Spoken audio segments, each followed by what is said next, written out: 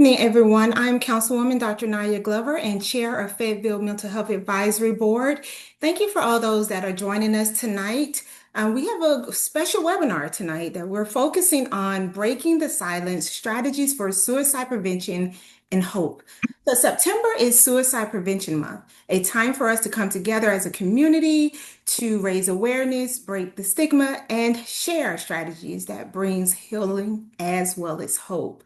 Tonight's conversation is about courage, connection, and the power of listening.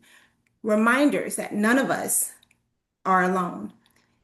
It is my honor to welcome our guest speaker, Mr. Ken Kuhn, who has dedicated his work and his voice to advancing suicide prevention efforts and building pathways to resilience.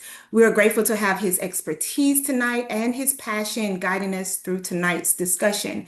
So let's lean in together, learn, and walk away with tools and knowledge to better support ourselves as well as others. Mr. Kuhn, we can have you take it away. All right. Well, first of all, it is great to be with everybody. Dr. Glover, thank you. It's good to see you tonight. And I'm grateful for everybody that is part of the mental health group there in Fayetteville.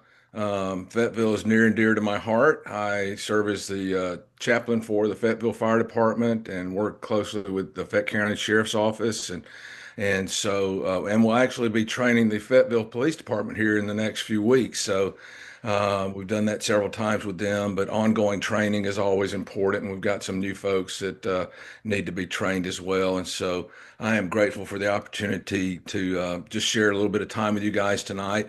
I will say I'm thankful that this is the last day of September, right? Yes. So um, I had started off the month thinking, this is going to be a great month. And the end of August was rather tough. I had three suicides that I had to deal with in Coweta County. And then September 1st came around, and September is Suicide Prevention Month. And so I'm just kind of crossing my fingers and saying, I hope we have a good month and can raise awareness without any tragedies. And unfortunately, within the first few days of September, we did have two suicides in Fayette County, one in Tyrone, one in Peachtree City. And I was on scene at the one in Peachtree City. And it just takes the wind out of your sails sometimes. I've been on the scene of dozens and dozens of completed suicides. Thankfully, if we can get to people before that, they stay alive. One of our mantras is suicide, that intervention saves lives and has greater efficacy than CPR, for example. CPR is great, but CPR doesn't save as many lives as intervention with suicide does. So if we can get to people before they get to that point, then we can save a life. And I've trained over 31,000 people all across the country, mostly here in Georgia, South Carolina, Texas. Actually, going to be heading to Hawaii for 10 days to do a lot of training down there next week. And one of the things that I often share in my class, I know we would not have trained 31,000 people if they thought that they had to do what I do. I'm the guy there that's the last resort. I'm sort of like a friend of mine, Kevin Briggs, who he was a motor cop for California Highway Patrol, and he's done hundreds of interventions right there on the Golden Gate Bridge. So one of the things that I tell people is I'm not training you to be that person because most people don't want to be that person. But I want you to be the person that can get to the person who's hurting before they ever get to the bridge, the proverbial bridge, whatever that bridge is. It may not be a bridge. It may be drugs. It may be a car. It may be a weapon. It could be various things. But I want you to be that network of care within the community that helps people before they ever get to the bridge. And so it takes all of us within the community to be able to do that. There's not enough clinicians, there's not enough MDs, there's not enough EMTs and trained CIT officers, but the community working together. If one out of 10 people are having thoughts of suicide, which is the general consensus, if we could train 1 out of 10 people in our community to be that guardian within the community, what kind of impact would that have? How many folks do we have in Fayetteville? I don't know. Fayette County is probably what, 200,000 people. Yes.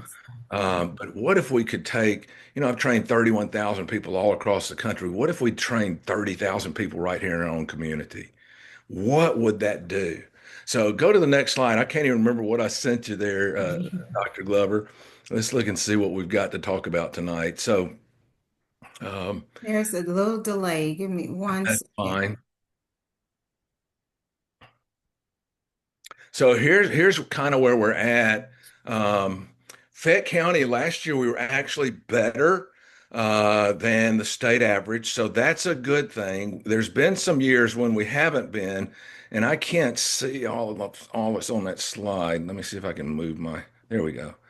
Okay, so in 2020 the suicide rate in Fayette County was higher than the state average by as much as 24%. So that's one suicide every 19 days for the past 5 years. But I will say that last year our numbers were actually better than the state average. And historically, if you go back 20 years, they were better. But we have had several years where they were worse. And since 2020, they haven't been that good. But it is starting to come down to below what the state average was. That total annual FEPL, what does that mean? Well, I don't talk about that a lot. Now, if I were at Georgia State teaching an economics class, I would talk about FEPL. That is just simply future economic productivity loss. And so people want me to explain what does that mean? Well, bottom line is since 2020 in Fayette County as a whole, we've had over $140 million in future economic productivity loss. So what does that mean? Well, if a person takes their life, it's not just the income for that family that's lost. If, for example, you go to Waffle House and you're used to tipping that waitress $10 for that bill, well, that's $10 out every week out of her pocket. So that's $500. If you're not buying tires anymore in the community, that's another $500 a year. If you're not giving to your church, that's money there. So there is an economic loss to the community with every suicide. And I don't talk about that a lot because I'm a chaplain. I talk about the mental health crisis that comes from that, the emotional trauma that comes from that, the spiritual trauma that comes from that. As a chaplain, I deal with people all the time that are mad at God because a loved one took their life. And so there's all other things, but from a purely economic standpoint, there is an incredible loss that takes place when we have a suicide, and it has drastically affected our community. So that's an interesting slide. Go to the next one, Dr. Glover. Okay. So what are we talking about? One of the things that I talk about in my class, I talk about 5 core values. Now we do a model. Our model is called Listen, Learn, Lead. But there's tons of models out there. There's 5 or 6 that I've been trained on myself, and they're great models. But models are not that important. What's important is the core values behind the model. And so with our model, Listen, Learn, Lead model, we have 5 core values. The first one is suicide is not the result of wanting to die. And then it's not suicide is a thought, which I think the third one, this one, they're all important. Sometimes suicide makes sense, the last one is the most in just a moment. And then the fourth one, life is full of questions. The last one is the most important. It's not what you look at that matters. So let's check out each of these. Go to the next slide.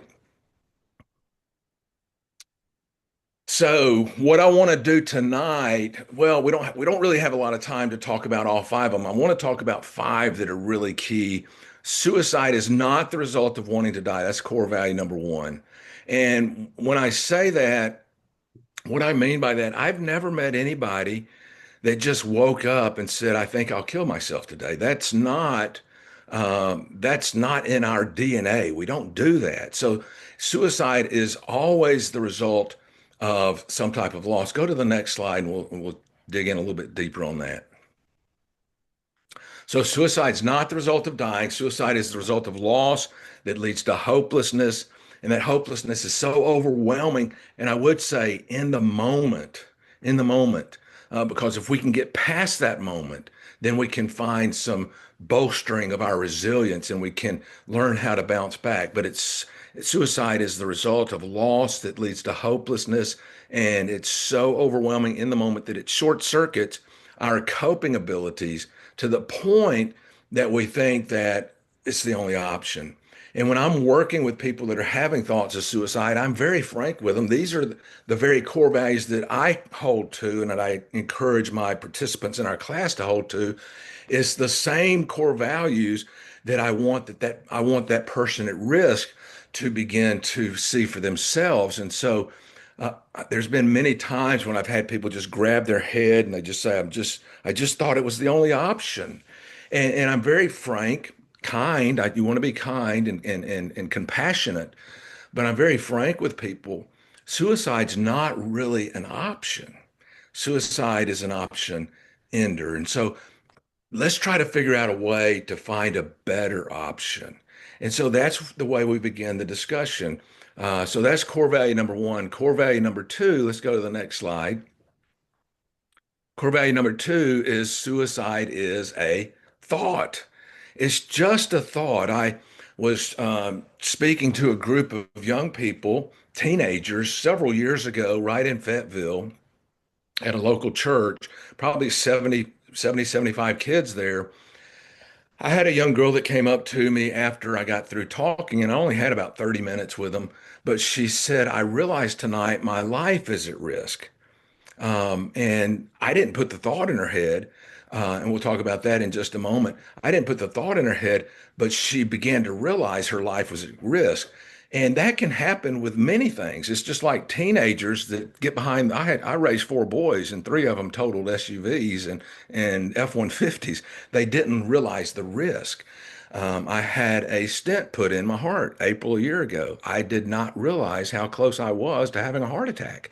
And suicide is the same way. We can be going through life and we're getting pounded. Life is tough sometimes.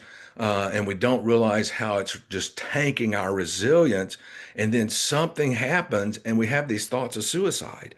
And so that's the point that I'm making. Suicide is a thought that comes to us when we're just weary and worn down and beat up and frustrated and tired and have all these questions and we don't know what tomorrow's going to look like. And I'm a chaplain. So again, the good book says without hope, we perish. If we don't have a vision for tomorrow, we die. And so suicide is just a thought. And again, I'm very frank with people when they share that thought of suicide with me. And I simply say, let's talk about your thoughts of suicide. It doesn't mean that we have to act on your thought of suicide. And let's just be honest, none of us have ever acted on every thought we have. If we did, we wouldn't be here listening to me tonight. I wouldn't be here. I'd be in jail tonight. We would all be in jail because we all do things or we have thoughts that if we did those things, we would be in trouble. And so we don't act on every thought we have, but we can talk about those thoughts. And as we talk about those thoughts, what happens is that they begin to lose their power. And that's the power behind counseling. That's why it's important if a person is struggling, that they may need to have a counselor or a pastoral care person that's trained in how to talk about these things so that we can begin to build our resilience back up.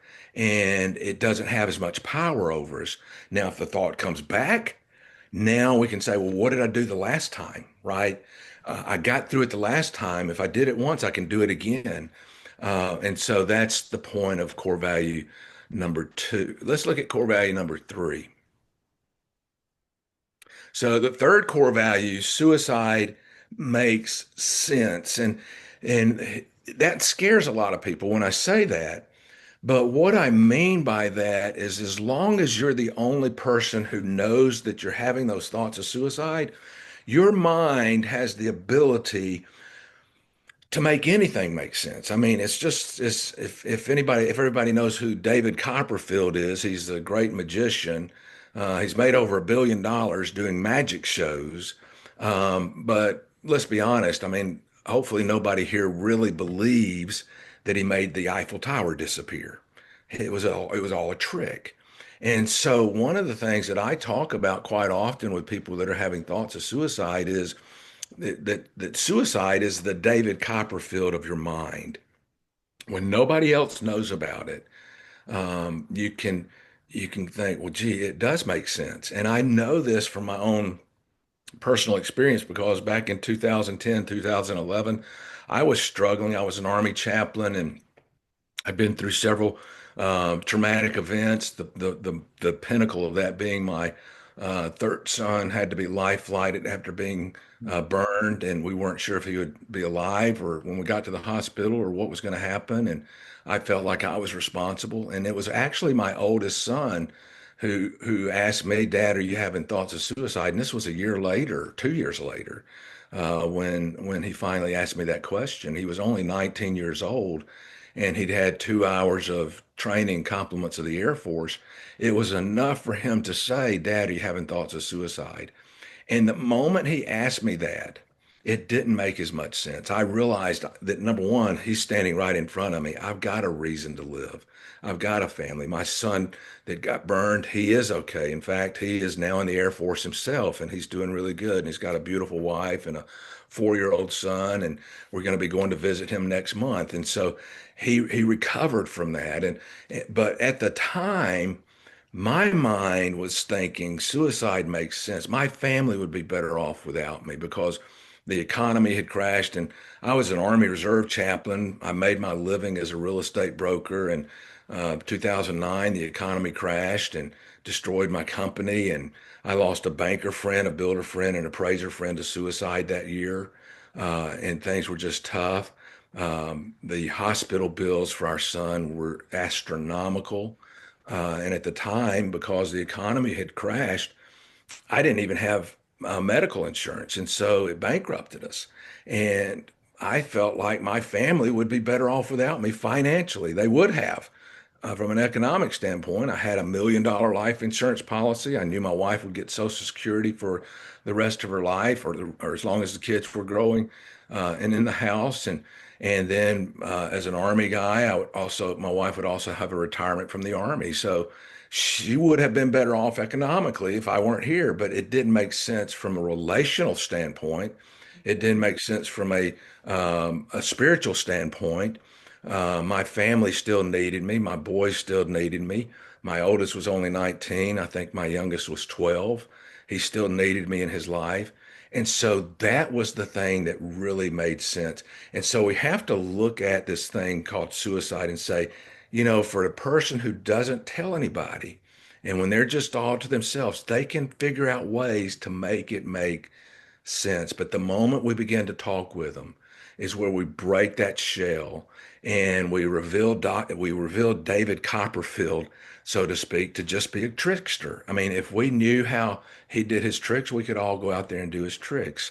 And so that's core value number three. Now, let's go to the next slide, and I just want to kind of drill down some things here because this is important. I don't know who all is on the call tonight, um, but if you have kids in your house or you have grandkids in the family, here's the thing with kids. We know, excuse me, we know that kids will talk to their friends a lot of times quicker than they will talk to a parent or an adult. And so we want to keep in mind there is a culture among children, among teenagers. It's the culture of silence. They talk to other people, but they're silent a lot of times with adults. And the other problem is that they think that they can handle situations that are critical on their own, and they've never been trained for it, and they're not sure what to do. I've had too many instances. One is enough, but too many instances in our community where a 14, 15, 12-year-old, I had an 11-year-old last a couple of weeks ago in Coweta County that took her life. But so 11, and the youngest I've had to deal with was a 10-year-old that took his life. And I went down to the Boys and Girls Club in Noonan, Georgia, to talk with his friends. And three of the little boys said, he told us what he was going to do, but they didn't know to tell anybody else. And so that's the culture of silence. And so my encouragement to you tonight, if you have kids in the home, um, talk to them about what loyalty means. I ask the question, what does loyalty mean to you? And they'll give you the answer that they think is correct. Loyalty means I know how to keep secrets. Well, that's not really loyalty. Loyalty does not mean I keep secrets. Loyalty means I keep you safe. And we used to say this in the Army all the time. If you see something, say something. And so I want to just give you an example of how that actually helped keep a young man alive. He was 15 years old. Um, and his best friend had taken his life on Monday before or Monday after Thanksgiving a few years ago. It's been about 8 years now, I believe. But a dear friend of mine had been in my class, and we taught her to go to your kids and tell your kids if you see something, say something. Don't keep it to yourself. And so another young man had texted him, the son, that night, and said, it's my fault that our friend died, and the voices are telling me to end my life. I don't deserve to live. He texted this to a young man whose mom had been taught in our class to tell her son, if you see something, say something. And so that young man shared the text with his mother. It was about 10:30 at night. And I was on the way back from North Atlanta. I'd been teaching that day and I was getting in late. So I called the Peachtree City Police Department. They met me at the house of the young man. They knocked on the door, introduced me. I recognized the boy because he had been in a lost walk um, with us a couple of months earlier because of his friend. And so I recognized the young man and I spoke with him privately. The police officer went and got back in his car, and the mother went back in the house, and we just sat on the front porch and we talked for a few minutes. And we were able to de escalate that problem. And so that's been 8 years ago. I believe he just recently graduated from the University of Connecticut with a degree in engineering. So teach your kids. If you see something, say something. Don't keep it to yourself because there's been too many instances where, in our community, where a teenager was told by a friend, I think I'm going to end my life, or they might say something covertly. If you don't see me on Monday, you know why. Well, they didn't use the word suicide, but that friend knows why. Um, are you going to the football game tonight? No, I've got other things that I need to do. I won't be there. What do you have to do, right? I mean, everybody's going to the football game. And so we need to teach our children, if you see something, again, say something. So that's a very important. If you don't take anything away tonight, accept that. Talk to your kids. I will say this too, though, about young people. There's a lot of folks that, we talk about the problem of suicide among teenagers, but the reality is teenagers, even today, are the most resilient group. A lot of us older folks think we were more resilient than the teenagers today. And I've kind of oscillated back to a different position on that. Teenagers today are dealing with things that I didn't have to deal with when I was a kid. If I was getting bullied in the seventh grade, at least I could go home and I wasn't getting bullied for the rest of the day, and I'd go outside and play with my other friends.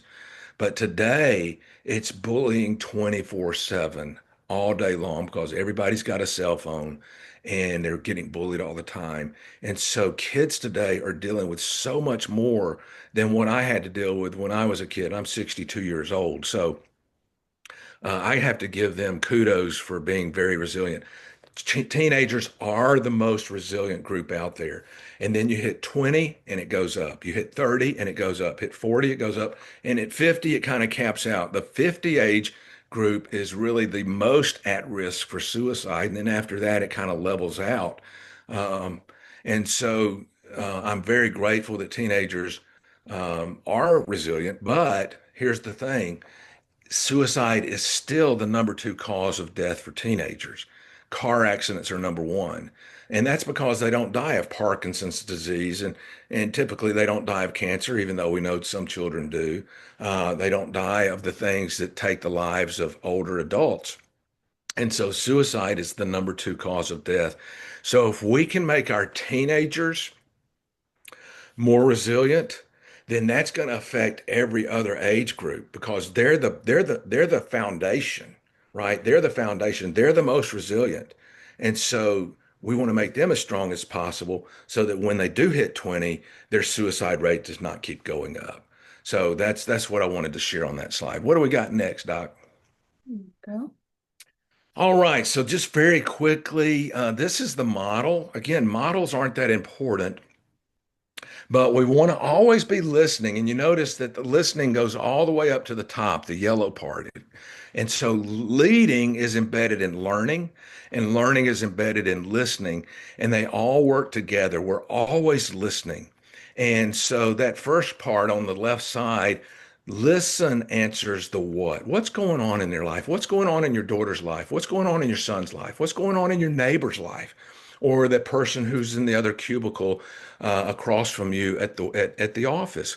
What's going on? And so it's an attitude that we're concerned with somebody. So we're always listening, and then we engage that person in a caring conversation. I just wanted to check in on you and see how you're doing. Now, I have people all the time. They say, "What if this? What if that? What if they tell you it's none of your business?" Okay, you're right. But I've never had that happen. So I've done over 2,000 suicide interventions. I've never had that happen. But if by chance they should say that, you're right. But I just want you to know I'm concerned about you and I care about you. And if there's anything I can do for you. So that's how you would answer that question. But I've never had to deal with that. So if you show you care for about if you show that you care for people, they're going to want to engage you in a conversation.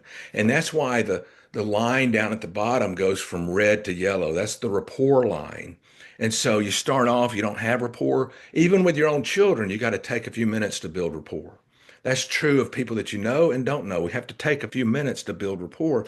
And so what's going on is the question that we're thinking there in the first part. And then learn, once we ask the suicide question, that begins to give us the answers to the why.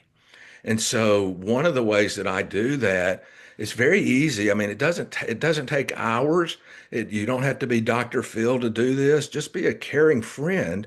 I've been concerned about you. And I just want you to know that I care. And sometimes when people are going through things like you're going through right now, sometimes they do have thoughts of suicide. And I'm just wondering, are you having thoughts of suicide? Now, if you put it that way, and they are having those thoughts, they're going to say, "Yeah, how did you know? How did you know?" And it's not rocket science. When people are going through tough times, we already know the reality that 1 out of 10 people at any given time are having thoughts of suicide. And so we ask the suicide question, and that moves us into learning. And now we're learning more about their why, how they got to that point, what brought you to this point. And then moving into lead answers the how and the when. And so it's not enough to just say, "Hey, are you having thoughts of suicide?" We need to also say, "Do you have a plan?" Now, if they don't have a plan, good. That's great. The next question is, who do we need to tell about this? What can we do to make sure you stay safe? Those kinds of questions. If they have a plan, I also want to know, when do you plan to do this? Because a lot of times it may be a specific date in mind, an anniversary of a breakup, or a dad's or child's birth date or anniversary of a death, or whatever the case may be. And so if we know there's a how and a when, then we also know that the risk has also gone up. If there's no how and when, then I just simply want to say, what do we need to do to make sure you stay safe? And it's a we question. I want them to tell me if they're able. Now, we may have some teachers that are listening tonight. We may have people, counselors, whatever the case may be, and you have a certain protocol you have to follow. I never recommend changing your protocol. Do what you're instructed by your protocol to do. But the model is simply a tool to help you do a better job at what you do. And so we call it Listen, Learn, Lead. It is a full day program, and we're teaching it quite often. We taught a big class in Fayetteville just Saturday a week ago. And so we'll be doing it some more here in the near future. And hopefully, Dr. Glover, we can uh, network together and make that happen. So Absolutely. that's Listen, Learn, Lead as part of the Intervene Challenge. And I call it a challenge because it's a challenge for most people to ask the suicide question. We'll talk about the weather. We'll say, have a great day. We'll tell people just think positive thoughts. And we know something's wrong. It takes a lot of courage to engage in a conversation. It's a challenge. But if we're willing to engage in that conversation, lives will be saved. What's the next one? I don't know if we've got another slide there. Okay, there we go. This is important. If you don't know what else to do, you can always call 988. It is the same thing as 911. So we all know the number for 911.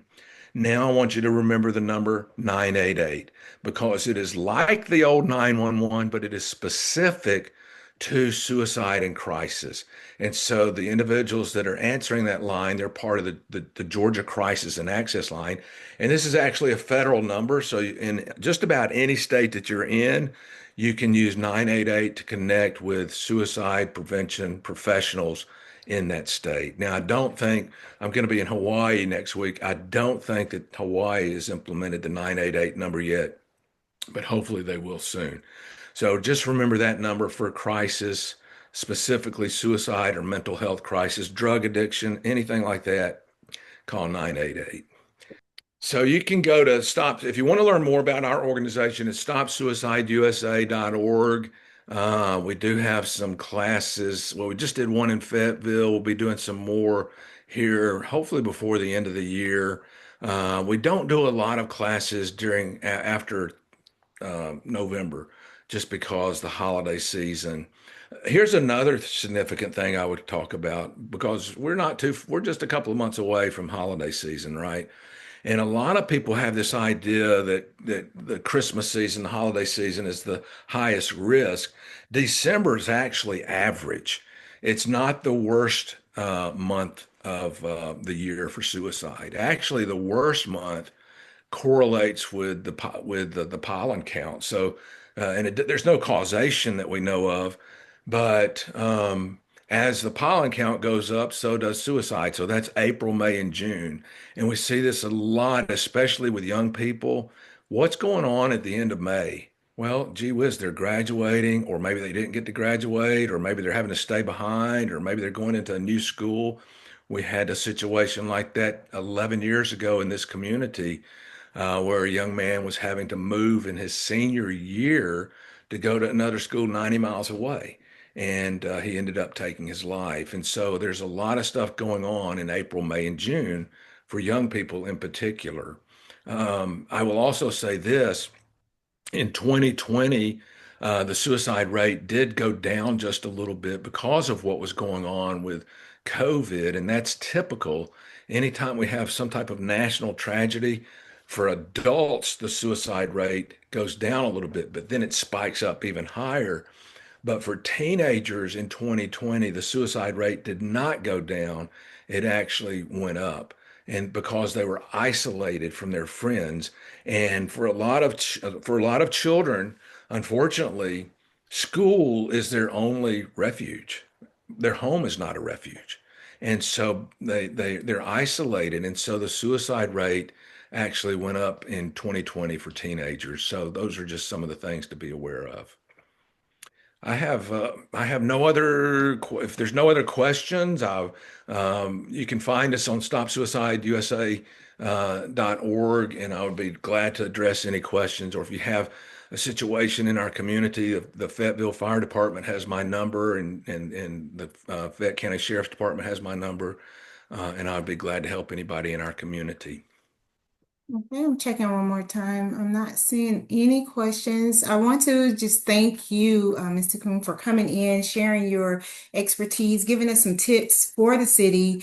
And for all those that may look at this presentation later, just the importance of building those pathways to resilience, tapping into understanding your intrusive thoughts and opening up and actually seeking outward assistance as well, attaching the importance of grounding yourself. As well as anchoring yourself to positive things. So, these are some things that we have been talking about over the last few months, how to build resilience, those pillars to kind of safeguard yourself. As Mr. Kuhn stated, we are here for you. You can always go on to our actual website as well, Fayetteville, Georgia, or Fayetteville GA-mentalhealthhub.org has a lot of great information on there too. And it does highlight the 988 number for suicide prevention and things of that nature. But if all fails and you need to reach out to the Mental Health Advisory Board, please email me directly or you can contact me as well. But email me directly at nglover@fayetteville-ga.gov. Again, we are here for you.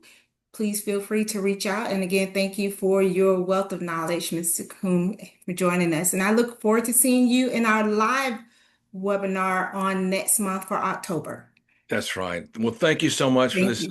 evening, and I appreciate all you guys are doing. All right. Thank you, sir. Have a great night, Thank everyone.